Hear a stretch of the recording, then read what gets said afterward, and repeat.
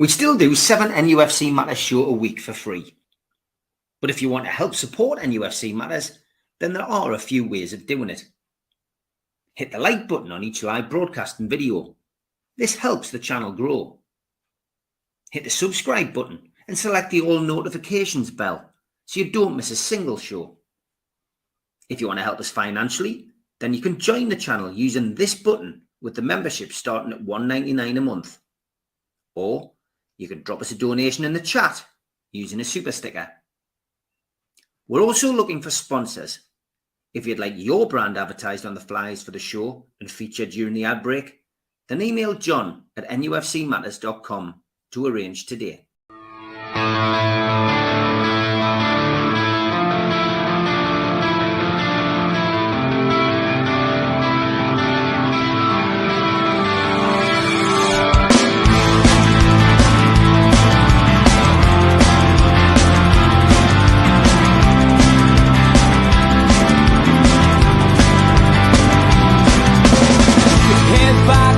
Critics attack. It feels like I've been talking to myself again. But it's the only way you're ever gonna learn. You look back and it's all in the past. I'm dwelling on the thoughts I cannot say to you. If I don't say the words, then maybe it's not true.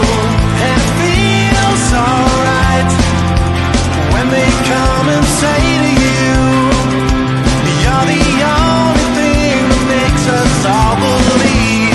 And it feels alright where the worlds collide. Manipulation stands to make us break. What time you said coming over you. You wish it upon a star. You wish it on a star. You are, you are, you are. You fight back, it's an all-out attack. It feels like I've been taken on the world's machine. Because I want it more than anyone can dream. You look back and it's all in the past. You tell me how you live by all the things you do. Well, you can be yourself, but maybe I'm not you. And it feels alright when they come and say to you, you're the only thing that makes us all. Good evening, welcome to NUFC Matters, the three amigos, the perfect way to kickstart your Newcastle United weekend. And it's a big welcome to Mitch, to Steve, to George, and to you watching at home. 90 minutes tonight, finished at 6:30, but still plenty to get our teeth into. And we're going to start. It's a bit of an Eddie Howe fest tonight, I think, because we have been Eddie Howed this week. After the two, substandard performances and poor results against West Ham and Crystal Palace, Newcastle then took on the might of Liverpool, who are leading the table and looking almost like champions elect, and pulled off a remarkable 3-3 draw. Should have won it really on the strength of things, but suddenly those Eddie Howe naysayers are back in their box, and parity is restored. But Eddie Howe, in between all of this, has been doing interviews. He's been keeping busy. Obviously, his press conferences we get to see, and I think we all accept that Eddie's just a man who plays with a straight bat. We don't tend to get any exclusives from his press conferences, but his decision to go on the Simon Jordan podcast was quite interesting, to say the least. And John Askew read my mind. He came in very early with this comment. Great to see Eddie quizzed properly by Simon Jordan. He actually asked the questions many of the fans weren't asking. Very refreshing. Shame he can't be at most of our pressers, which usually aren't very good. Slightly worrying that Eddie's still reluctant to confirm a harmonious relationship with Paul Mitchell. They really need to get it right. It's vital. Okay, that's where we're going to start tonight, because I managed to catch the interview, the podcast. Really enjoyed it, got to be honest. Simon Jordan did go up in my estimations after my tete-a-tete with him in those the early days of the takeover. We then met up at Centurion, and we did a live podcast from there with Sir John Hall and Craig Hope. And Simon Jordan definitely seems to have changed the tune a little bit with regards to Newcastle United. I think he has a bit more respect for our supporters. But this was a really interesting interview, Mitch. What did you make of it? It's more than interesting. I think John's got it right there, very refreshing. I think it's a very honest interview. I don't think he fudges about the relationship with Paul Mitchell in that at all. In fact, I wish we'd had this interview and Paul Mitchell's comments at the Stack the other day, a few weeks ago, and I think it would have dampened a lot of it down. I spoke to Stu about it yesterday, and he put it very succinctly. He likened it to Jeffrey Boycott keeping a very straight bat against the West Indies for 3 days in a row and giving nothing away. I think Jordan was seeking that kind of headline clickbait type answer, and I don't think Eddie was prepared to, nor able to give it. And I think you did it very, very well. Yes, I agree. Simon Jordan asked questions that I think as fans we wanted people to be asking for a while, not just about the relationship with Mitchell, but about the England job and more. My opinion on Simon Jordan is shaped by a friendship with a former professional footballer who used to play for Simon, and the tales I got from him. Steve's nodding away. And to be honest with you, of late, in my opinion, Simon Jordan has gone up significantly. I think as a former owner, he fully grasps the impact of what PSR has done and why it's really been shaped the way it has. And I think that's what's changing his opinion. I think he's seeing all of the things that we as a fan base were called out for a couple of years ago by other people being told that it wasn't there. And now he sees what's going on in plain sight, and I think it frustrates him as a former owner. There's no doubt about that. And I think I've got to applaud him for coming round to that thought. But I think the interview, it's a fantastic watch. It's worth digging through for anybody. And like I say, for me, I wish I'd had some of those answers and the interview that Paul Mitchell gave at the Stack a couple of weeks ago.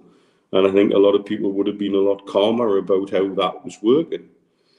We've got to remember when Paul Mitchell came in, there was a hell of a lot going on in the background. It wasn't just the stuff for the man there in Maida. We didn't know about Darren Eales' personal situation. There was a hell of a lot going on in the background that people walked into, and it must have been a very difficult thing to come into the middle of. And I think it's also difficult to communicate all of that. But I do think, it certainly for me has answered a few questions, made things a bit clearer. And for all, Simon Jordan tried to get a couple of clickbaity type answers out of it. Eddie wasn't prepared, or the truth didn't allow it. And I do think that is quite enlightening. Steve, what's your thoughts then on the Simon Jordan interview? Some interesting comments coming in. I know you lads read them as you talk, and some lots of different opinions about it. Yeah, absolutely, and quite right. I mean, Simon Jordan's Marmite to a lot of fans, and there's no doubt about that. What's interesting with Simon Jordan is his attitude towards Newcastle United seemed to change and mellow as he's talking, as you can hear, about PSR and this type of thing. After the takeover saga was put to bed, and after Amanda left, which I've always found fascinating. There was obviously a dislike there because he was very, very critical of virtually everything she said. But regarding the interview, I thought Eddie was very measured. What I found interesting was the little pieces where he talked about his life, his career, how he started off in the game. Very interesting to hear as a 16-year-old who didn't think he was good enough and wasn't bothered, or probably upset, but accepting of the fact that he wasn't going to be kept on as an apprentice, and then getting the call but from Mel Machin to come back. I found that fascinating because I think for any youngster listening, they're bound to have self-doubt when they get taken away from an opportunity, but there's always another opportunity around the corner if you just keep working at it. And I think he was probably a little bit immature at the time, a little bit too accepting of his situation. and possibly a little bit too honest on his own, on how he thought his career was going, and what skills and attributes he had as a footballer. I found that great. I thought that was very enlightening. That self-doubt that crept in, and then he spelled Burnley. I found that fascinating. The fact that he obviously has an awful lot of time and respect for and love for his family, his brothers and sisters. So, you know, when the died, you know, he felt as he had to go back to the South Coast, and so there was no fallout, as had been reported in some of the press about leaving Burnley. So I found that great, because these are aspects of putting the human side to football managers, and I think from my point, I would say that it should remind us as football supporters, as critics sometimes, that football managers are human as well. They have the same issues in life that many of us have encountered and will encounter in the future, and maybe sometimes we are a little bit keen to dive in and throw criticism for the sake of it, because we're disappointed or we're upset about a particular result or a particular performance or whatever. The Celtic approach, well, those of us who are linked to this podcast knew all about that. The England one, I found that a little bit odd, because it sort of counters some of the things that I've heard. But what was also fascinating, guys, is that Jordan picks some very, very interesting people when he's talking in football terms on his podcast. I mean, I just jotted down some of the people he had or that he's interviewed. John Barnes, Troy Deeney, Jack Wilshere, players with problems like John Terry. Then he went in. He's interviewed Sam Allardyce, Tim Sherwood, Les Ferdinand. He wants to get under the skin of people. He wants to understand what made them tick. He wants to understand how, for example, Les Ferdinand got into the not the management side of football, but the administrative side of football. And I think this is what he's clever at, because he wheedles so much out and you learn so much. David James, Paul Ince, you know, these are characters in the game that have had issues and opinions that can often be misconstrued as well. So from that point of view, I think Jordan does a really, really good job on the podcast. But I think the key that I walk away with is Eddie's a cool guy. He has the same self-doubts that creep into many of us during our career, whatever career happens to be.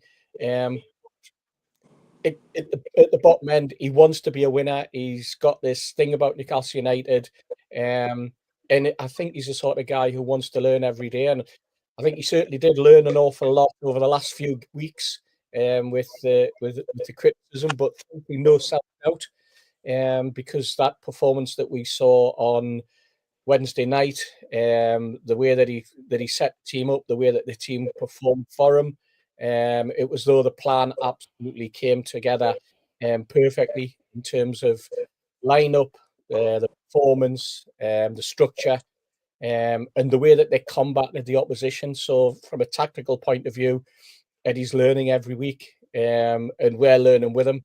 And I watched the game back in the middle to end of the first half. The stats came up and said that Liverpool had 68% possession and we'd had 32. And I went, I'm amazed, because I was at the game and it didn't come over as well. We had only 32% possession. That's because the players were working off at the right time. And I thought that if you watch the game on TV, you'll have probably come away with possibly a different opinion to the opinion that George and I certainly had when we were sitting at St James's Park on that cool Wednesday night.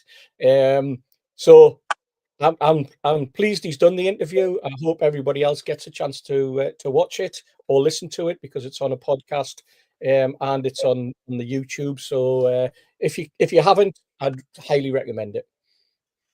Good stuff. George, what was your thoughts on Eddie's podcast with Simon Jordan? Oh, good watch. Not very revealing, and the lads have said it, and you said it. You saw the real Eddie Howe, the man, not just Eddie Howe, the football manager. That's quite important.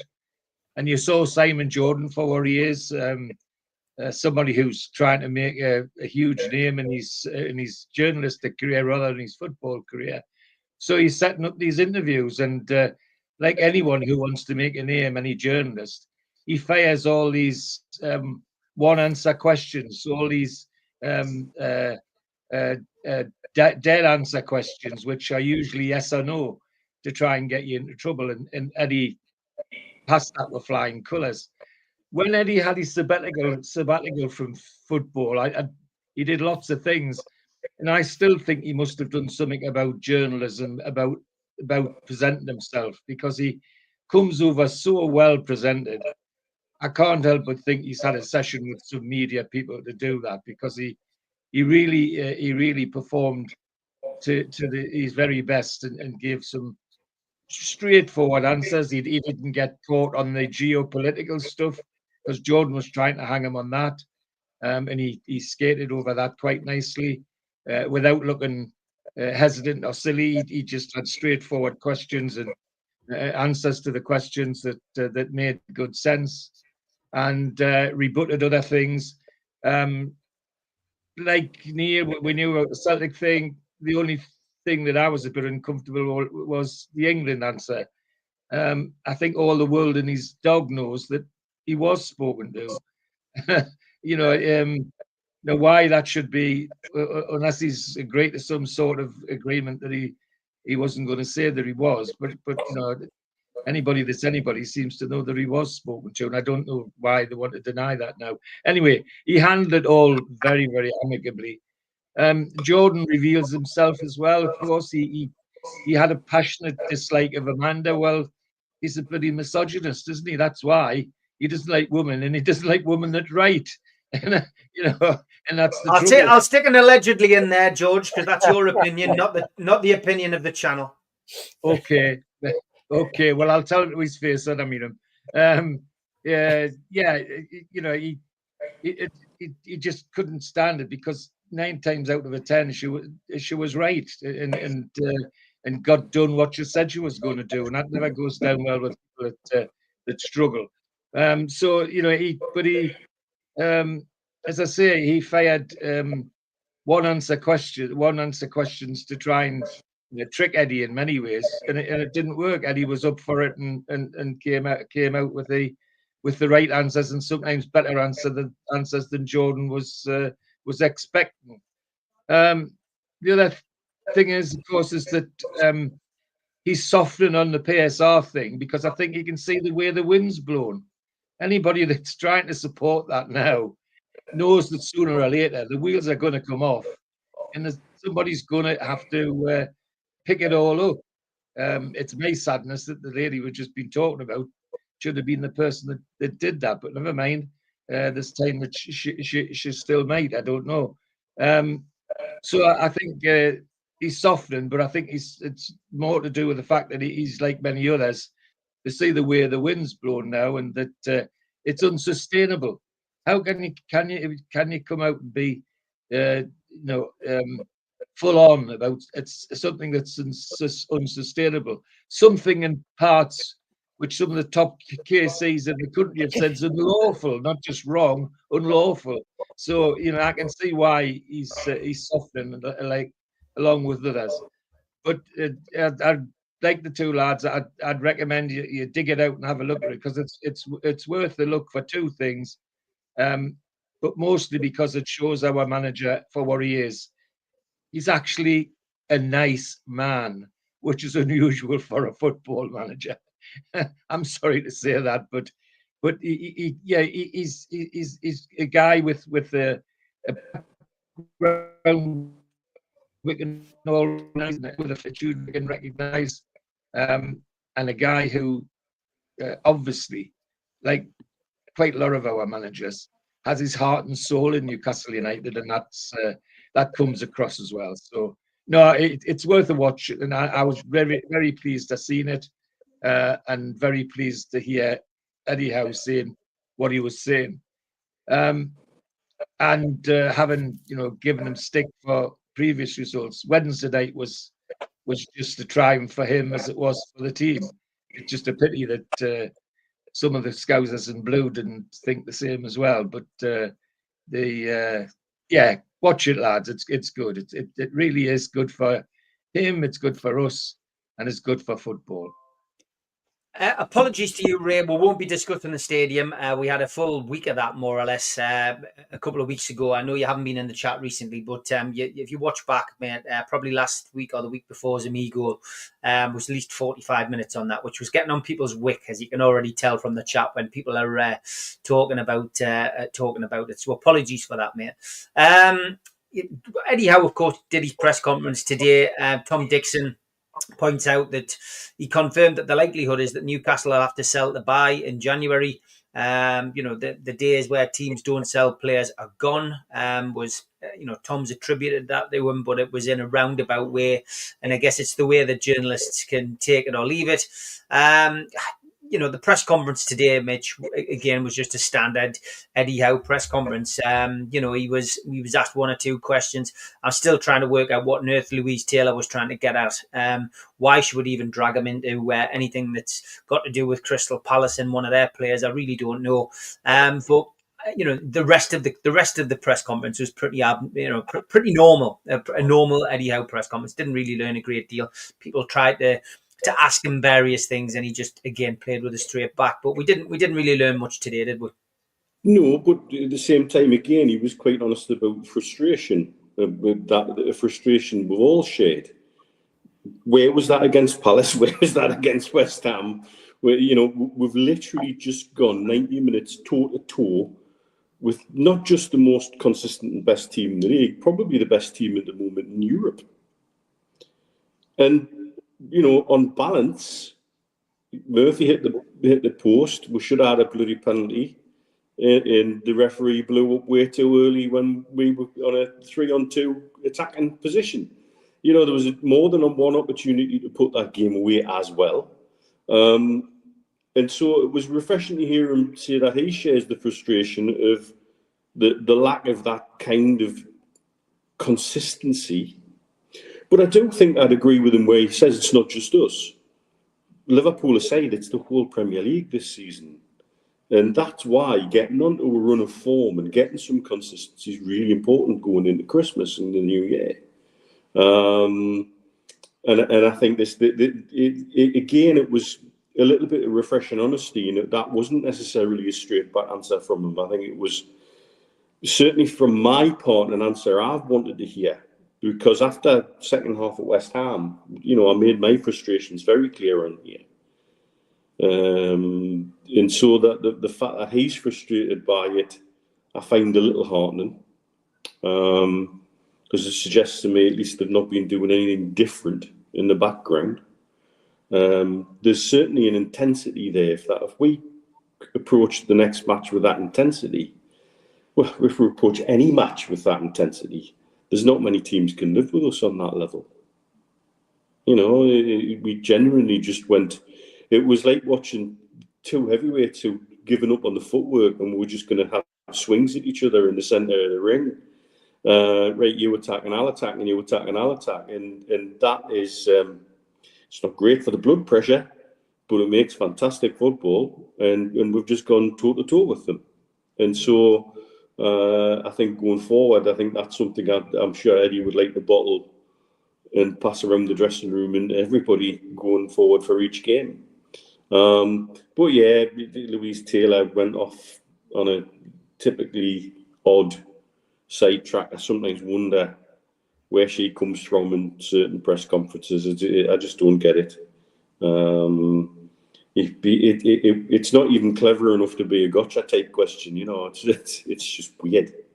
And so, yeah, I think for the most part, it was a typical Eddie presser, but there was a couple of things come out of it that I was, more pleased with as well. Steve, press conference. Some people talking about not even watching them anymore. They're that boring. But I mean, it's a line of communication which I still think is interesting. I enjoy listening to them, and especially it's the one place where you can get an update of some sort on players. We're not going to get to find out whether a player's playing tomorrow or the day after, but we can always find out whether a player's at least going to be in the squad. Whether that injury that we saw on a particular day or night is, it's going to keep him out of the weekend. It's quite a useful thing to hear from Eddie Howe direct. Yeah, I mean, personally, I think that the problem with the press conferences are that they're kind of manufactured by the press team. That when there are contentious issues that the press want to talk about, very often Lee Marshall will curtail that aspect of the dialogue, simply because he's protecting the club and protecting Eddie, and I understand why that happens. But I think also the problem with the press conference, it depends on the mood of the press that are there at that particular time.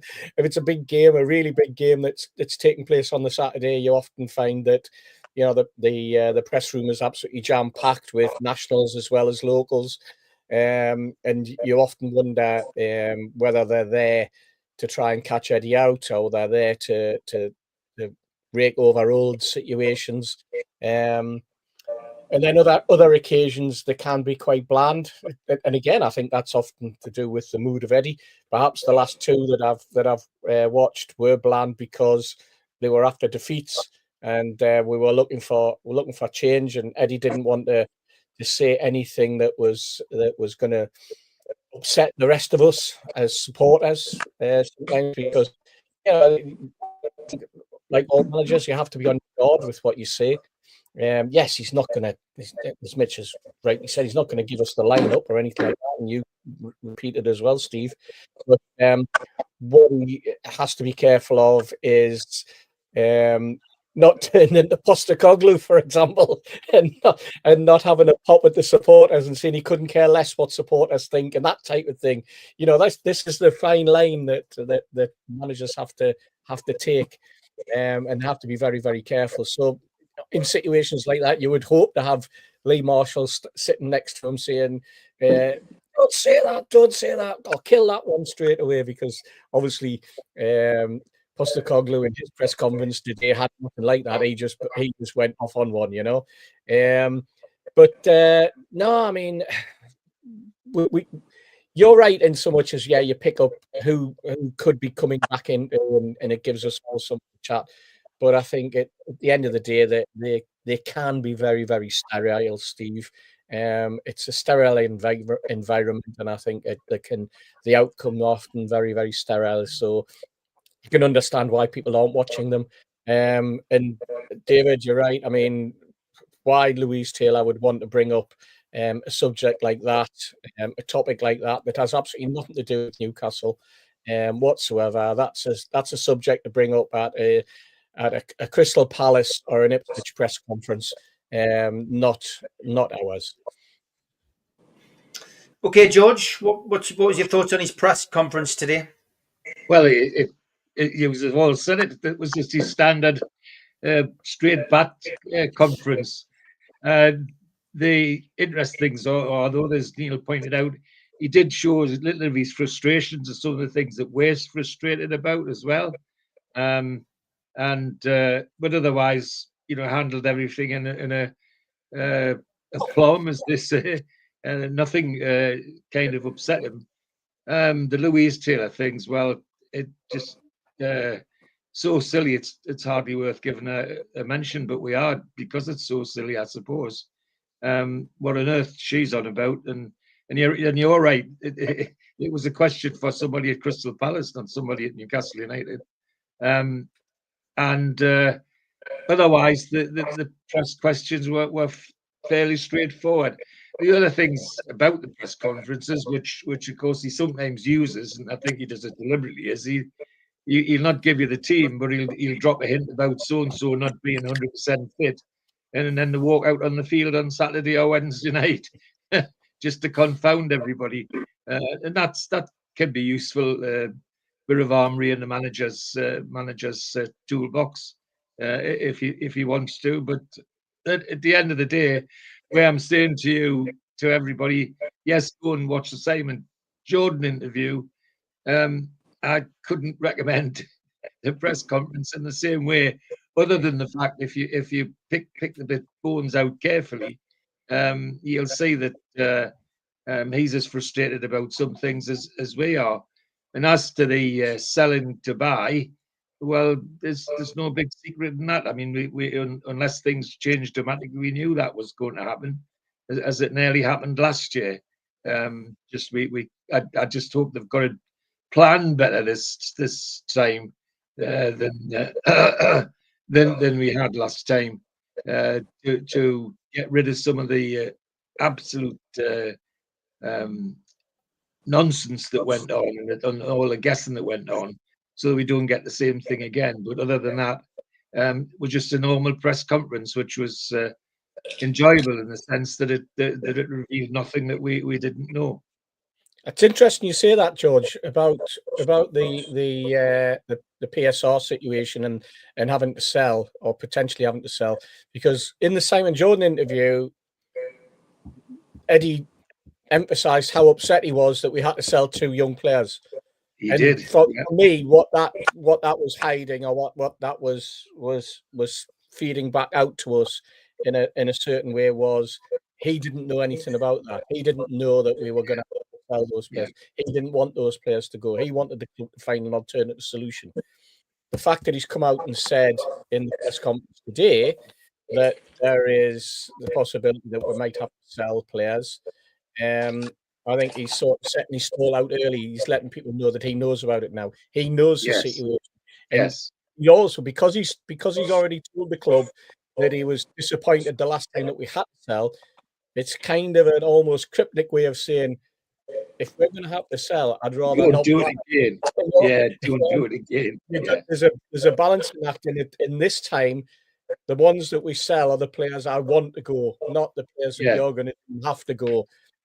So I think I think if we are going to read anything into it, I've probably completely gone on a tangent to what I said about the press conference. That's a situation within the press conference that does interest people when you pick the bones out of it, when you have the opportunity half an hour later, or doing this show and listening to and starting a dialogue and hearing a dialogue and being able to build up on it. So yes, I agree completely, because he made it plain. I mean, in the Jordan thing, that how upset he was, and made me reflect on the things that we were talking about at that time. That in fact the big plan was Bruno, not those young players at all, and it just collapsed. So they got stuck. They had to do something quick, and obviously he's laid down the mark. I say, well, it happened, and I didn't like it, which is fair play. But again, that for me, that's him handling the press situation in a very professional way, instead of just shooting off out the mouth like Postecoglou did. He's handled it in a very professional way and laid down a marker for what he doesn't want to happen again.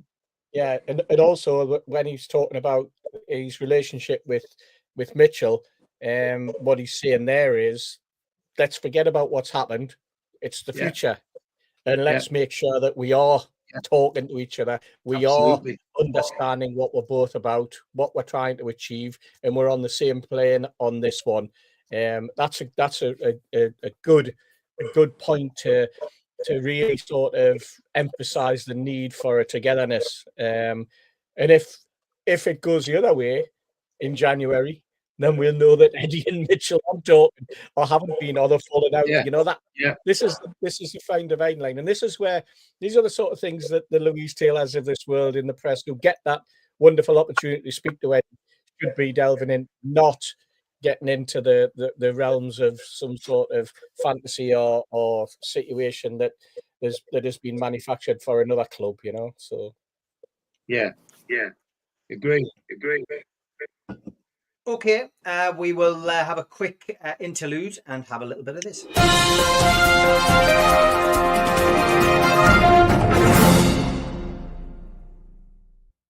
Some belters this week, guys.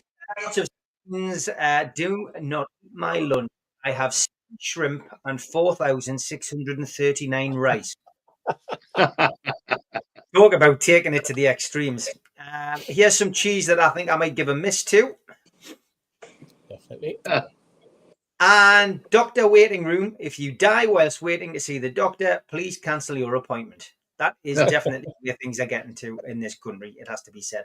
This at a golf club, any persons except players caught collecting golf balls on this course will be prosecuted and will have their balls removed. Oh, Seems a bit harsh. Bit harsh, yeah, bit harsh. Quite a lot of this going around at the supermarket at the minute. Some succulent ass and some ice cream cake, lads. Needless to say, they are in shops that Jimmy shops in America. Thank you, I think there's a Des. specialist television channel for that. Cannibalism is now a thing, he says. Fresh peasants being served at this butcher shop. And somebody waited their whole life to write this serial number, lads. Serial for U2P and N2. The toilet. Very good, very good. Watch out for dodgy notes, lads. Somebody paid for a taxi with this. 20 smackaroonies. Alex, And tired of boiling water every time you make pasta? Well, boil a few gallons at the beginning of the week and freeze it for later, George. yeah, absolutely. A couple of these. This was good. You were gullible and financially irresponsible, says the wife to her husband. Wait till she hears I've won the Nigerian lottery, he says. And my babies. Somebody ate my babies, says one bird. The other bird says, I ate them and I'll eat them again next year, as the guy listens to relaxing bird sounds. More birds. And I don't know much about birds, but I can easily identify the husband in this picture, lads. very good. And introducing our new Arsenal title hopes pizza at Domino's. Very good. A certain lady of the night choosing WhatsApp hooked the wrong kind of guy. Available in your area, offering my services to you. What kind of services are you offering? Anything you want, baby. Anything? What are you thinking, baby? I've got 3 rooms to skim this week. And can you PVA some walls and knock a couple of mixers up for me tomorrow? Time waster. Brilliant. That's how you deal with people who shouldn't have your phone number. My daughter wanted this dog cake for her birthday, says the guy. I'm not paying £25 when I can do it myself. Happy birthday, pet. And Mom, Dad, I'm 18 now. It's time I spread my legs and said goodbye. It's wings. Spread your wings, dear. And I know you like me singing, folks. Here we go. I get knocked down, but I get knocked up, but I get up again. You're never going to keep me down. I get knocked down. Shut up, Mike, says one attendant Poland thing to another. And nobody wants to listen to Whitesnake with me. So here I go again on my own. That was more in tune. Can you spot the song, lads?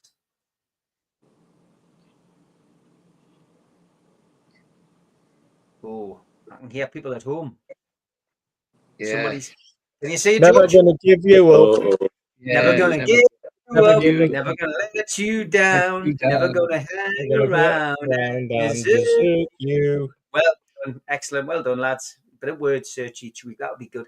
One night, a Viking named Rudolph the Red was looking out the window when he said, "It's going to rain." His wife said, "How do you know?" Because Rudolph the Red knows reindeer. Thank you, David. Oh, dear. You can tell the age of a Christmas tree by counting the lines of duct tape on the box. Very clever. Very astute, that. And spoil your wife this Christmas, lads, with a pair of moppers. Oh. Alan, Mozza would love them. Yeah. It's that time of the year again. Don't forget to hang your missile toads. Oh. Probably more appropriate than mistletoe these days. And see if my wife notices, says this guy. Can you see him, lads? Oh, brilliant.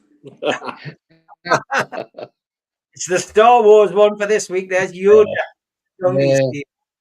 Excellent. Tesco's got an offer on as well. I was in there earlier today. 6 mince pies. And Yeah. who says men don't remember? The couple was Christmas shopping, and the shopping centre was packed. As the wife walked around, she was surprised to discover that her husband was nowhere to be seen. She was quite upset because they had a lot to do, and hence she became so worried that she called him on her mobile phone to ask him where he was. In a quiet voice, he says, "Do you remember the jewellers we went into about 5 years ago, where you fell in love with that diamond necklace that we couldn't afford? And I told you that I would get it for you one day." The wife choked up and started to cry and said, "Yes, I do remember that shop." He replied, "Well, I'm in the pub next door." And Des, I like this one. He says, "One for the Amigos. I was wondering why my mum had severed a toe as a Christmas ornament and put it on the tree until I took a closer look." Oh, God. And what's Yeah, mate. what's the difference between Iron Man and Aluminium Man? Iron Man stops the bad guys. Aluminium Man just foils their plans. Oh, subtle. Very Oh, good. very And deep. Tango Oscar, thank you for this. It's sad that nothing is made in America anymore. I just bought a new TV and it said built-in antenna. I don't even know where that is. Roger, I did like this one as well. My kind of humour. What should you do if you're addicted to seaweed? Sea kelp. Oh, Excellent. Okay. Top three this week. Now, we have had a bit of a Christmassy theme this week, so thank you for that. Somebody better call the Kings of Leon because sex is on fire, lads. And number two, had to settle for a delivery because someone didn't feel like cooking tonight. Oh, brave. And the winner this week, thank you, Soda Pop Kid. Honey, I swear to you, Lapland is not a gentleman's club. Very good. If you've got a tweet, send it to the Facebook group or the Facebook page. Just search NUFC Matters, like or join, and we will hopefully feature them on Tweet of the Week next week.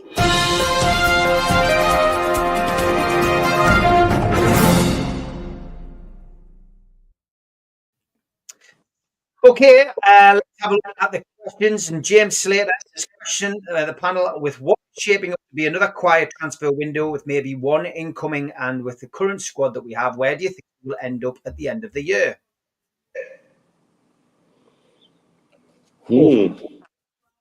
Mitch. When did James submit this question, Steve? Was it before the Wednesday night or was it after? Okay, exactly.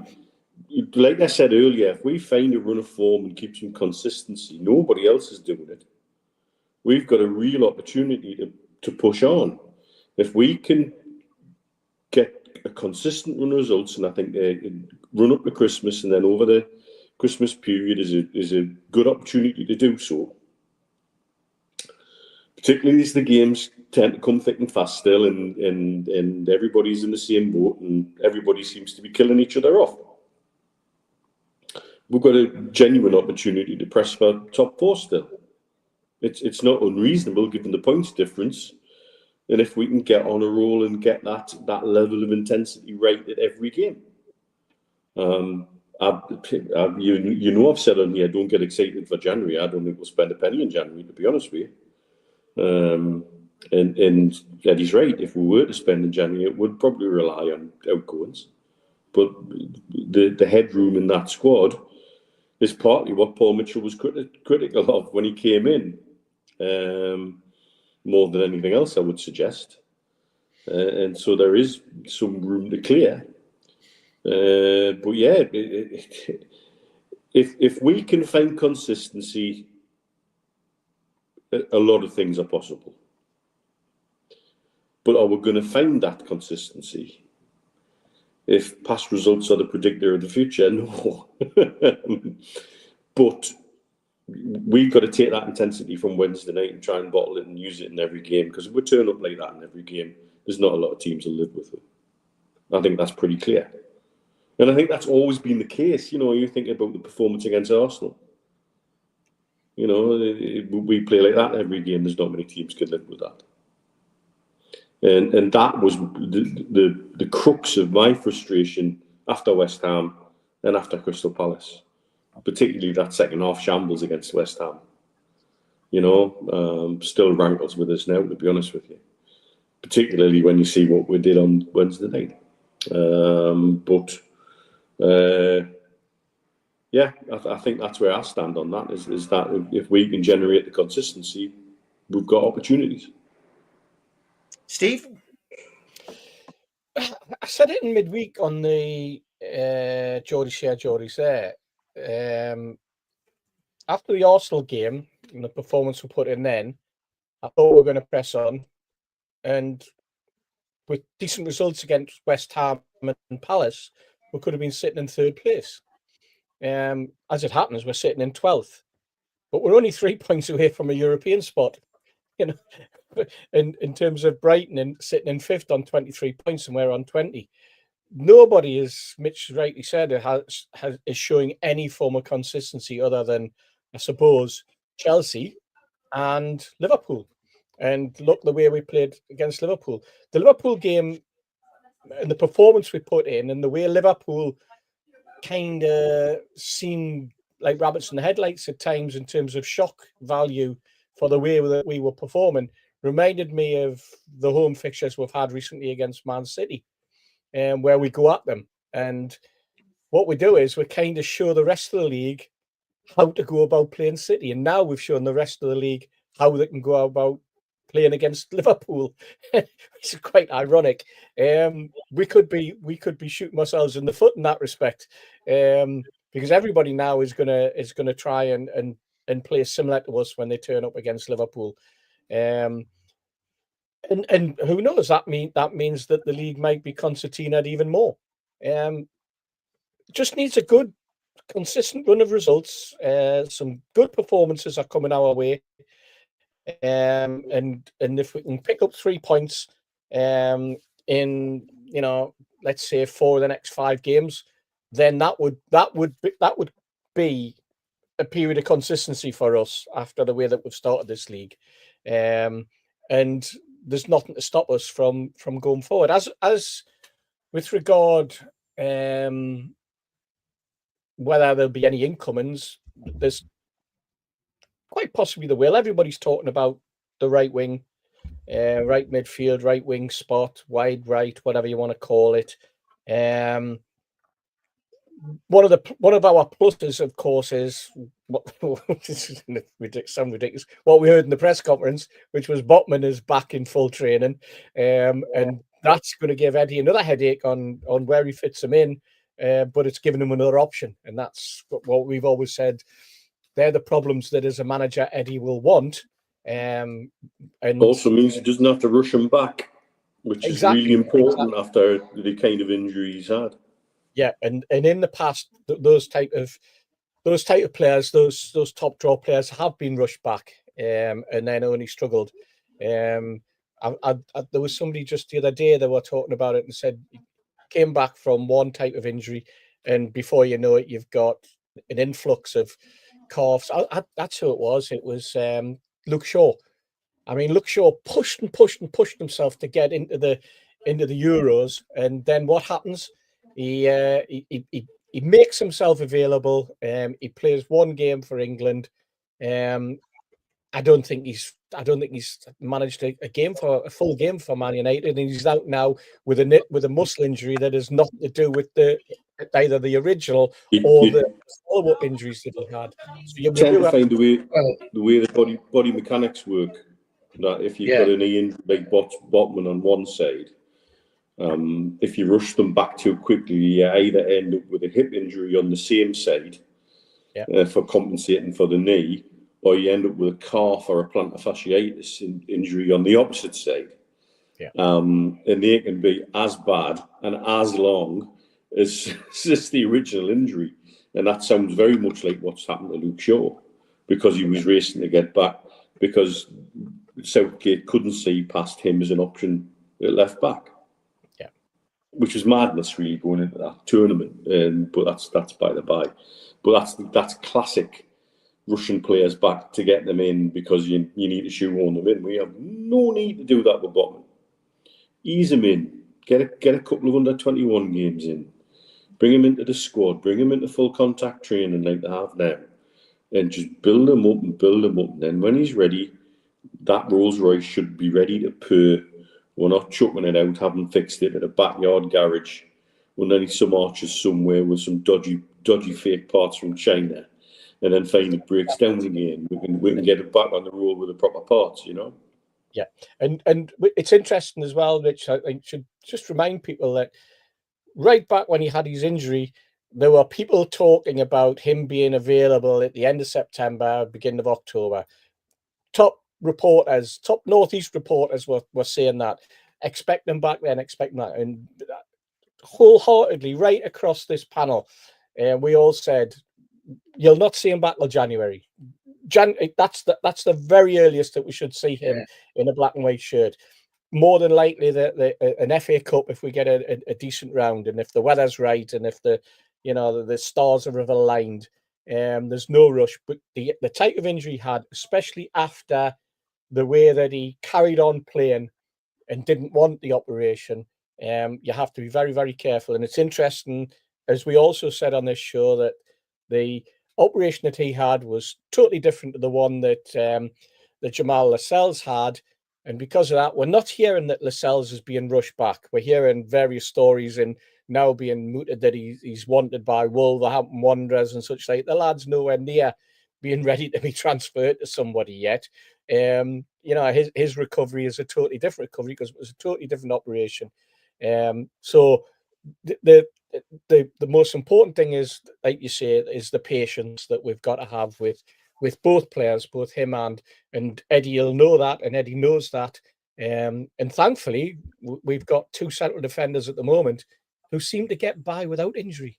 And or play through the pain barrier if you're like Dan Burn with a shoulder or an ankle. But we've also, as he pointed out, we've got a centre back who is almost a quarterback, or as we would call him, potentially a midfield player.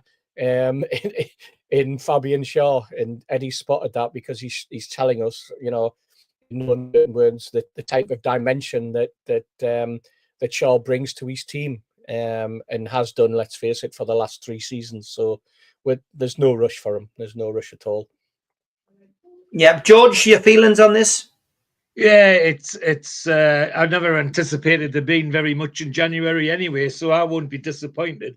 And if I really was pushing for something, it would be support for Isaac at centre forward, or somebody wide right. But I wouldn't be desperately worried about that. Although, having mentioned centre forward, I think we might see one that's playing for Bromley that might surprise them. But never mind. That's just my jaundiced view.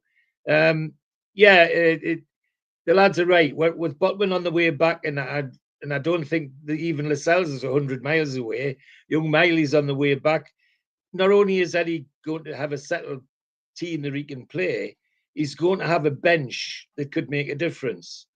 I memean, young Miley on the bench now with the midfield we've got would be a super addition. And, it just gives them less to worry about, and us less to worry about. And that could be vital. And the lads have said it, and I'll say it, as I've been saying a while. The team that played on Wednesday night, the team that ended the game at Nottingham Forest, is capable of beating anybody with that sort of performance. And with the additional touches, additional speed and pace that Tonali's providing in midfield, why not? Why not? So I'd be very disappointed if by the end of the year we're not knocking on the door of a European place. Yeah, I just want to, obviously people will see what's going on in the chat. David Hetherington's here. Welcome, David. As always, good to see you. Good to see everybody in the chat who has something to say. Just to reiterate, the letter that was sent to me from Dementia Matters, the Bradbury Centre, who we were helping throughout this year. And I will read the letter again as I've got it in front of us. And I'm more than happy to send this to you, David, if you would like to see it. I shouldn't have to do this, but I will read it out. Dear Steve, I write to officially inform you of the sad but unavoidable closure of the Dementia Matters charity. I am afraid that our costs in the current climate mean that we just cannot sustain the charity in any meaningful way. We have worked hard to limit the impact of this closure, and I'm delighted to confirm that all of our residents were found new places to live, and many of the staff have also been helped into new roles. I wanted to thank you for the efforts that you and the other ambassadors have put into raising funds for Dementia Matters over recent years. This has been critical in providing care for some very vulnerable people in our community, and we could not have survived for as long as we did without your help. Your efforts helped us to raise over £100,000 in the last 12 months, with your direct contributions, that's from the show, of over £5,000, which has subsidised the costs of caring for our residents, as well as providing funding for our daycare and home support services. The trustees and other stakeholders will forever be grateful for your unstinting support and valuable contribution. Best wishes for the future, and thanks again. Kind regards, Andy Leslie, Chair of Trustees at Dementia Matters. So just with David's allegations in the chat, I thought it was best that I read that out. And thank everybody once again for the great work that they did. Certainly with the fanzine, we've all continued to contribute with the fanzine and put that out there. 2 more issues to go. So, that was a big part of it. But also the do that we did, the wonderful summer get-together, where the Longsands came along, and Supermac, Joe Allen and Gibbo came along to do their little piece as well. Me and the lads got up on stage with George, and Ian even got up and did a little bit of singing. So yeah, it's all down to this wonderful community. Sadly, the fact that the charity's closed is disappointing for us. We are striving to try and find another dementia charity to help. It doesn't look at the moment as it will find one in this area, which is independent of a big charity. So that is why the Longsands event at the moment is being done in aid of the cat and dog shelter. And of course, my good friend Andrea Wiley is very much a part of that. And cat and dog shelter is a big thing. But it really does need help after Christmas, because lots of people unfortunately buy pets for Christmas, and then the unwanted gifts, and they end up going into that place, and they need to be able to keep that going. And myself and Joe Allen have been to the cat and dog shelter a few times. It's a huge place. It needs to be financed and run. And it is disappointing. And David, yeah, you're right. It's very sad. Other charities are going the same way. And it's not mismanagement of funds like a lot of people are saying. Sadly, it's COVID has played a huge part in it. But, it's so disappointing. And unfortunately, charity, for a lot of people does begin at home, especially when bills are going sky high, and it becomes, it becomes a bit of a nightmare. Paul, if David doesn't want to apologise, then let him get on with it. But I just think when somebody puts something in black and white like that, it does need to be addressed in the correct manner. And just want to thank Andy Leslie, of course, for sending that letter out. Well, you're right, Steve. It's important.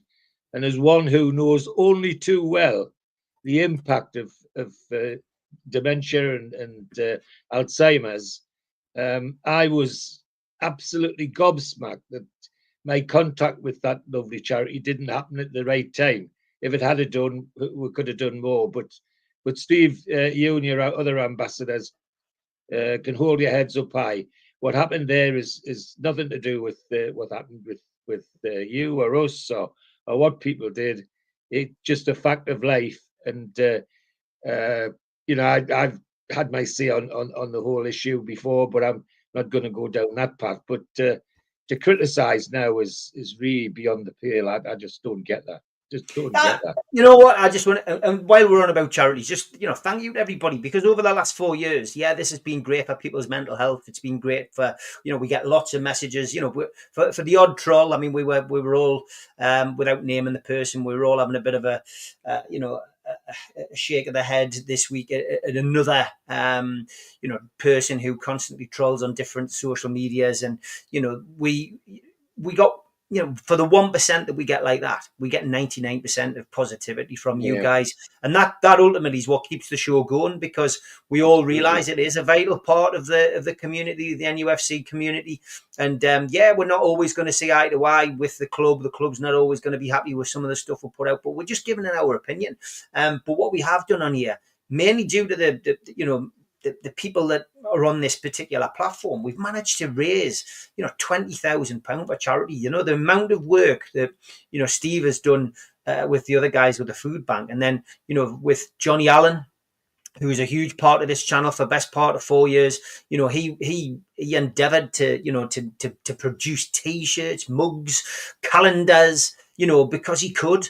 And you know what? To actually to take time out of his life to do all of that, and then Steve with his connection with the food bank, and being able to get a direct line to them, and Bill Corcoran, and the list goes on. But we managed to raise £20,000. For two different charities, and that's amazing. And that's down to the people who watch the show and the community that we've built. So don't worry, folks. Unfortunately, these kind of people come out of the woodwork are always going to have a pop and say something, or going to be misinformed, or somebody's going to say, "Oh, have you heard this or this or this?" I'll never be short of a T-shirt because I've won them all in the auctions. Exactly, mate. Exactly, yeah. But what we always do, two things. We always pay the money over to the charities, and we always get a letter of thank you or whatever from the charity to say that. And if you don't do that, you're daft. So if anybody out there, even if you're handing over 50 quid to a charity, please make sure you chase it up and get a letter from them to say thank you. But we hope ultimately that the guys can sort something out with Dementia Matters. It's the last I heard from Andy was that they were hoping to still keep the charity live in some shape or form, but it doesn't look good. And loads of messages I can see now coming in about that horrendous disease. Lee Jones says, "Well done, Steve and the lads. My mother-in-law passed away. We received support from Dementia Matters. We did 2 fundraising events for them at the Diamond and Ponteland about 3 years ago. My mom's here tonight," says Paul from the care home with me. She's got Alzheimer's. John says, "I lost my dad with dementia. It is so sad." And Denise says, "Running charities is so hard and thankless. Well done, Steve. And so much good work happens in this sort to try and support many." But listen, thank you. We don't do it for that. We do it because ultimately we are people who care about our community and about the city that we live in. And we will continue to do that no matter who doesn't like it. Quick break with the ads, and then we'll be looking ahead to Brentford. A big thanks to all our sponsors, Skips and Bins. Find them at their website, skipsandbins.com. Contact them, www.skipsandbins.com/contact. Say hello to low-cost waste disposal with pay-as-you-go and contract waste management. A big thanks to Mr. Vicky's Sauces, handmade in Cumbria. You can find them at their website, mrvickys.co.uk. Email info@mrvickys.co.uk. Telephone 01768 210 102. A big thanks to United Group Travel, who are our fanzine sponsors. There are no strangers on our tours, just friends you haven't met yet. 2 crew driver and courier, a local family company, 3-star plus quality hotels and no interchanges. All excursions included. Website is www.unitedgrouptravel.com. Email beverly.ugtl@gmail.com. Telephone 01670 632 460 or mobile 0791 666 4174. They are the Travel and Tourism Award winners 2024. A big thanks to Media Arts for all the technical side of things. You can find them at media-arts.co.uk. And a big thanks to Sport Social. You can find them at sport-social.co.uk, where we are now available as an audio podcast. You can also find us on iTunes, Spotify, and other podcast providers. If you want to help the channel, then please hit the subscribe button under this video today. Hit the thumb up to like the channel and click share to share to your other social media. We've got a few events coming up in the run-up to Christmas and after New Year. The NUFC Matters Christmas party takes place at Tyneside Irish Centre in aid of Newcastle's Cat and Dog Shelter. Tickets are £10 from newcastlelegends.com. The event takes place Saturday the 28th of December, 7 till 11, and our special guests are Nobby Solano and Joe Allen. The Long Sands will be at the Cluny in aid of the Newcastle Cat and Dog Shelter. Tickets are from the Cluny themselves or newcastlelegends.com, and tickets are priced at £15. Peter Beardsley will be at the Irish Centre, and that is on the 10th of January. Doors are 7 o'clock, and tickets are from newcastlelegends.com. You can also buy some tickets for that event at Woucher. And there is an evening with the entertainers on the 24th of January 2025. Box office is 0191 243 1171, or the website Tyne Theatre and Opera House.uk for tickets. And Lee Clark is at the Gateshead Leisure Centre on the 31st of January. You can contact Gateshead Leisure Centre direct for those tickets. Don't forget as well, Will Scott's book on the entertainers is selling well and is available from newcastlelegends.com or from the Backpage shops in Newcastle and the Metro Centre and from Amazon. Okay, welcome back. It is time to look ahead to the Brentford game. Slightly shorter show tonight. Apologies for that. But yes, Newcastle travelling to Brentford. It's a good old-fashioned 3 o'clock kickoff, and we're going to start with a little bit of Tune Stato.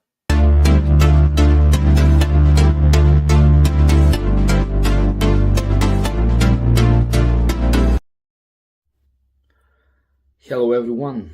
After that fantastic midweek game against Liverpool, we're heading to London to face Brentford tomorrow. Here are a couple of quick stats before the game. Believe it or not, Brentford have the strongest home record in the Premier League, having won 19 points out of 21 possible, or 6 wins and a draw, and they have scored the most home goals in the Premier League, 22 goals. At the same time, however, Newcastle is unbeaten against Brentford in the Premier League. 6 games, 5 wins and a draw. If you remember, Eddie Howe's debut was against Brentford back in November 2021. Actually, since then, Newcastle have won 5 in a row against them and 5 wins in a row away from home in the total league since 1992. Only against Derby County back in the 50s and in the 60s, Newcastle has won more consecutive away league games, 7. And when it comes to the 5 wins in a row, Newcastle has won more only against Tottenham back in 2006-2008 and Burnley 2020 till 2024, 6 in a row. So if we win tomorrow, we equal that record as well. Let's see what will happen tomorrow. Eddie Howe has never lost a game against Brentford. There are only 2 other teams that he has faced and he has never lost, Swansea and Leeds. He also has never won 6 consecutive games against any opposition. Brentford can be the first one. However, lads. Great stuff. Thank you, Andre, and thank you for your hospitality last week. It is now time for Scunny Mag and the away days. Hi folks, Scunny Mag Paul here again with another away day guide. This one is for Brentford. If you're heading to West London to the G-Tech Community Stadium, everything you need is coming up.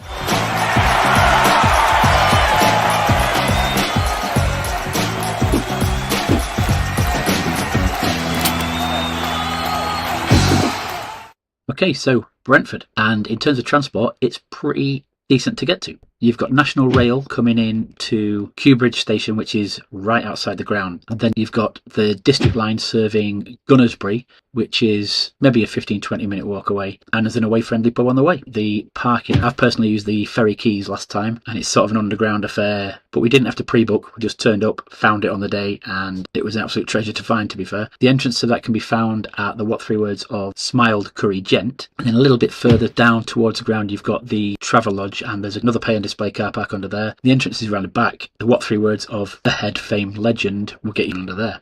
Moving on to pubs, if you do use those car parks, there's a really nice pub called the Waterman's Arms, partly snake added, will get you to the front of it, and it's great for real ale lovers. If you're coming into London by train and using the tube to get closer, walking towards a stadium from Gunnersbury, there is a pub called The Pilot, which is away friendly, decent size, and it's sort of halfway between the station and the ground. Lost Foil Shots will find you the corner just outside there. My personal favourite is the Express Tavern. They have a little barbecue at the side with plenty of accommodation inside and out. You have TVs with live sports and plenty of staff to get you lubricated efficiently. Winter Scenes Reform will take you to the front doorstep. If you plan on staying over, there is a Premier Inn and a Travel Lodge near the car parks, and they're quite fairly priced. You can find the Premier Inn at Alert Nests Rent, and then maybe a third of the way to the ground from there, you'll find the Travel Lodge at Empty Once Looks. And when you are ready to head up to the ground, you can't access it from any angle. You have to basically go up a side street and across a bridge over the railway line to get to where the away turnstiles are located. Error Wasp Spot will get you to the bridge, and Claps Shirts Follow will get you to the turnstiles from there. There are stewards around on the streets to sort of guide you and point you in the right direction, so it shouldn't be that difficult. So all in all, nice cosy small ground, great people, friendly pubs,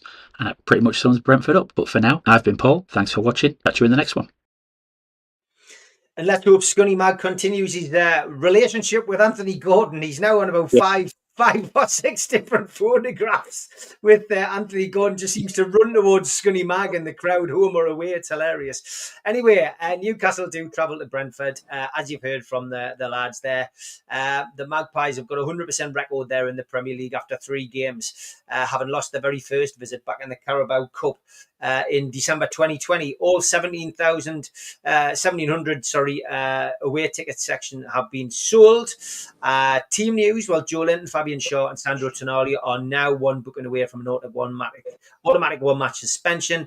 Sven Botman and Jamal Lascelles, Emil Kraft all remain out. There'll be a late decision on whether Kieran Trippier is available for this particular squad. Thomas Frank's side lost 3-1 at Aston Villa in the Premier League on Wednesday. That means they've taken just 1 point from a possible 21 on the road this season. But since our 4-2 victory there on the final day of last season, Brentford are unbeaten in all 9 league and cup games in home territory. They have failed to keep a clean sheet in any of those games, though. The Premier League home record this season is unmatched by any side. They've won 6, they've drawn 1, and their tally of 22 goals scored in those games is the best in the division. It's a first time up for Tim Robinson as far as Newcastle United's concerned this season, and the best a man can get is on VAR. Let's hope it's a little bit better than the other night, and that is Jared Gillette. Okay, Mitch, we've just got to hope, mate. We've just got to hope that we can continue the same level of performance that we did against Liverpool. We know it's going to be difficult because, you know, the lads are going to be tired. They bust a gut on Wednesday night, and I think Eddie Howe has already realised that. But you know, is he going to go and try and play, you know, a similar kind of team, Mitch? Do you think he's going to make many changes? As Scunny says, we've got to be adequately lubricated and rated for the game. I think at the end of the day, it wouldn't surprise us to see him make tweaks, but I think we'll essentially line up in a similar formation. He may rotate the squad a little bit. I do think, you know, listening to those stats, the one thing we know Brentford aren't going to do is sit in a low block and hide behind that. And that's the type of team we like to play against, that we work best against when we don't have to break somebody down, when we come up against a team who are prepared to come at one on the front foot and try and go toe-to-toe with us the way we went toe-to-toe against Liverpool. It would be criminal for us not to at least approach this game with the same attitude as Wednesday night. Yes, we'll be tired, but they've had a game as well. We should have a better squad. We should be able to rotate better players in if we wanted to do that. So I don't think there's anything there that we don't know. It's getting the mental attitude right. If we go into that game with the right level of intensity, there's no reason we can't come away and knock a few records off. Like Statos said, you know, they're there to be broken. That's what records are always there for. And I think, as I say, they're not going to sit back on their laurels and not have a go. And I think that's why, you know, Aston Villa had success against them. And I think that's where we can get our success. Is that they're not just going to sit there. They're the kind of team we do like to play against. I think it might be another good game, though. I've got a feeling it might be another you attack, we attack type of game. So maybe one to pack an extra spare pair of pants for, just in case. But if we can keep that intensity up, there's no doubt we can have a good go again and set one a nice little run, hopefully. So Mitch reckons that what 3 words are spare pair boxers. Give us the roll of the dice, Mitch, and give us your roll prediction. of the dice. The dice says, after all of that, 0-1. So we take the 3 points. We take the 3 points. I think we will win by the odd goal in 5. 3-2. Wow. Okay. It's got a feeling it could be goals. Goals. And we do know that Brentford like to score early, Steve. How do you feel this is going to go, mate? I agree entirely, especially after the performance on Wednesday night. It was interesting. What Eddie said in his press conference was, we've got to keep the level of intensity up. And Mark Byers is right. That's what we have to do. We can't revert to some sort of bunch of slackers. We've got to keep that. Our game is best when we play with intensity. He also said that attitude is everything, and I think he's drilling that into his squad. If their attitude isn't right, because he's laid the line in the sand for them, and if their attitude isn't right, they'll not be in the squad. They'll not be in the team. I think that's what he's implying there. He's just letting them all know that he's still the boss. What's interesting, I think, from Eddie's point of view as well, we talked about Sven Botman, but look at the way we're looking after Lewis Miley, playing twice in the under-21s over the last week, rather than throwing him in and having him sitting on the bench. A lot of people thought that Lewis Miley was going to be back, but I think they're being very, very careful with his recovery as well. So that's a sign that it's because somebody mentioned in the chat about Bunce and the way that he's working the squad and the fitness approach. And I think that the way that they're looking after Lewis Miley is exactly that. I think that the players have got their mojo back. I think that's probably my word of the day, mojo. I don't know what 3 words for mojo would be, but I'll stick that in as one of them. And I think that there will be goals. I think we'll go into this with the right attitude. It's interesting. They're a Jekyll and Hyde team. Cannot do anything away from home, but cannot stop winning at home. It's their home form that's got them where they are, sitting just above us in the league. But if we've got aspirations for top 4, then these are the games that you've got to go away, put performances in, and do it after the game on Wednesday. Put in a performance that then shakes the rest of the league up and say, you know what, Newcastle United are back. So I'm going to go for a best in 5 as well, Steve. That's what I've written down on this little pad here. A 3-2 win to Newcastle United. 3-2. 2 3-2s. I went 2-1 last night with Gibbo on Ask Gibbo. So, George, what about you? Well, we've got to play our game and not their game. It's straightforward as that for me. Instead of worrying about what they're doing, let's make them worry about what we are doing. And if we play like we did on Wednesday, there's no reason why we can't overturn them, even though they've got this fantastic home record. It's max of goals, and believe it or not, you've got 3-3-2s, because that's what I was thinking. I've got to say, it was in my mind before we even started. But the other thing is, let's hope the 3 in blue on the pitch are not Brentford fans or not Scousers, because Wednesday was a disgrace. No, we've nothing to fear if we play our game, and let them worry about us for a change. And there's enough in reserve for Ellie to do some playing around if he needs to during the game. And the longer we go on, and the Botmans come back and this one comes back, it's even better for us. So yeah, play our game and we've nothing to fear. Play our game and we've got nothing to fear, says George. Got about 10 minutes left. Time for maybe one of these questions. Might scrape both of them in. We'll go with Tom's first.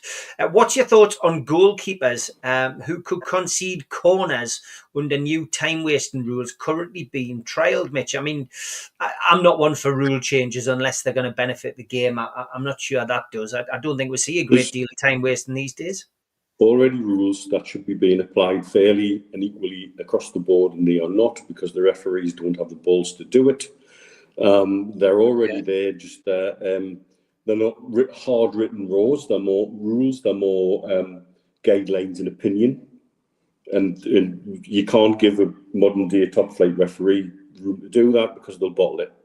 I know it's been trialled reasonably successfully. Has it been in the under-21s? I can't remember exactly where. About if you hang on a bit longer than 8 seconds, you can concede a corner or what have you. And they say it's been trialled successfully, but then again, they said all sorts were trialled successfully, and then when they were brought in at the top flight, it all falls apart. I don't see these rules being applied fairly, even-handedly, or even really understood by anybody, and it'll just disappear. I just think it's a load of nonsense. More common sense taken out of the game and replaced by something which is a written rule in black and white, which actually means nothing. And I'm not one for tweaking rules like that unnecessarily. There should just be a modicum of common sense applied, but it seems to be that's one of the biggest things lacking from the game. Steve, thoughts on that kind of rule change? From an offensive point of view, it would make absolutely no difference to us whatsoever, because our corners are crap. That's what I think. Arsenal will be loving this, because let's face it, Arsenal's game from corners, you just saw it on Wednesday night against Manchester United. So no doubt it's an Arsenal-led initiative. Mitch is right. Apply the rules that are already there. Do the counting.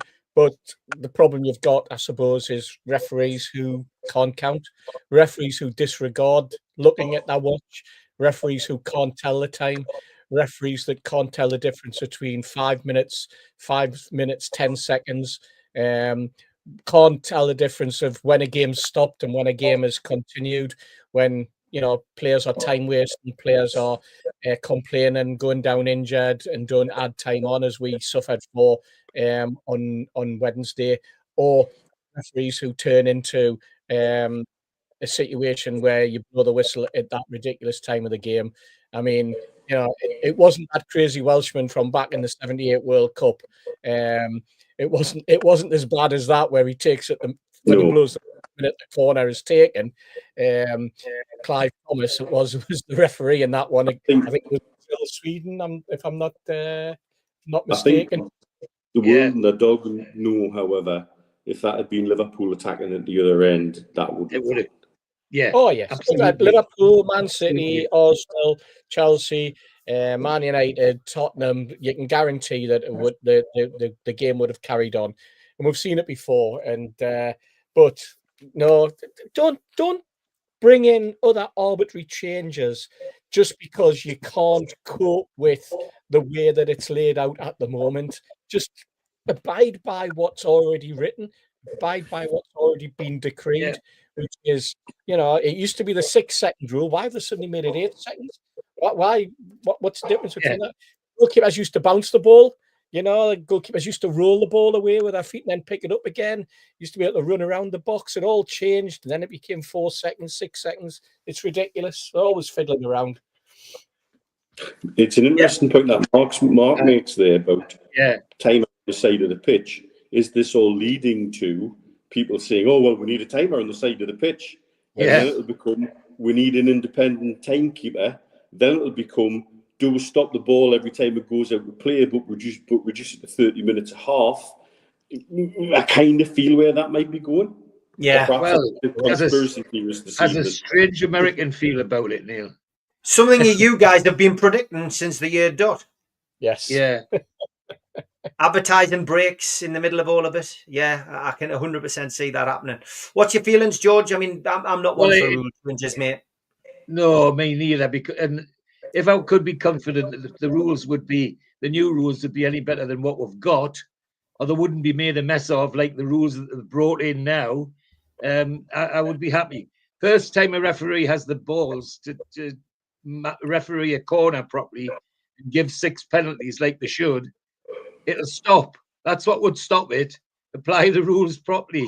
Because every corner you see now, there's so much wrestling and pushing and shooting. You know, but VAR is supposed to help with that. And where was that with what Virgil van Dijk did, Anthony Gordon through the week? Absolutely, just absolutely. nowhere to be seen. That would have been a foul in a wrestling ring, never mind on a football pitch. And and the other, somebody made a good point on the chat. If somebody has a look at what Pickford started, this catching the ball in line on his belly, well, there's time wasting. That should be the same as a forward simulating. Pickford simulating. Book him when he does that. I mean, they're all there to be applied now. You don't need new rules to get rid of that. So on your side, Steve, I think don't want rules that mean absolutely nothing. And lots of people having a go at me and me foul throw. Well, you can have a go every bloody match. Try sitting next to him for 90 minutes. Save Steve Hastie's shoulder. Save Steve Hastie's left ear. Yeah. Well, I'm definitely left ear, I think. It's a nonsense now. Worse than that, we've got multi-million-pound players on the pitch who don't know how to take a bloody throw-in, never mind a foul throw-in.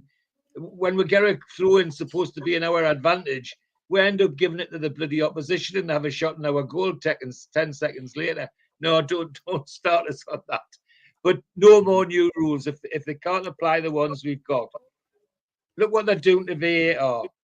If they just haven't got the sense to let people hear what they're saying, and they still haven't got that, then VAR's on its way out. Did anybody listen to the Nottingham Forest owner about VAR the other night? Wow, that was interesting. So no more rules. Stop Pickford lying on his belly and everybody copying him, and that'll save 10 minutes a match. Yeah. There's no Julie in the chat, Ken. I will just remind you that if you do get too many adverts, just simply stop the program, go back to the start, and then play it again. It takes you back to where you first watched it. That should help you with your adverts, mate. That's all you need to do. But that is the only way that we make money. But nine is a bit excessive, but YouTube are completely in control of it, mate. That is the end of the show. Thank you, everybody, for tuning in. Great show, as always. Slightly shorter, unfortunately. Back tomorrow. I'll be live in the morning with the Mackham and the Smoggy at 10:30, and then we've done a Talk of the Tune show, which will go out 6 o'clock tomorrow night, and we'll next be live on Sunday 6 o'clock. The professionals, me, Mitch, and Stu, trying to make sense of the Brentford game. George, go on. Did you want to say something? Yeah, just to wish my beautiful granddaughter a happy 14th birthday today. Happy birthday! Light of my life, and she's such a sweetheart. So, yeah, that's lovely. Christabel question. Hold that thought.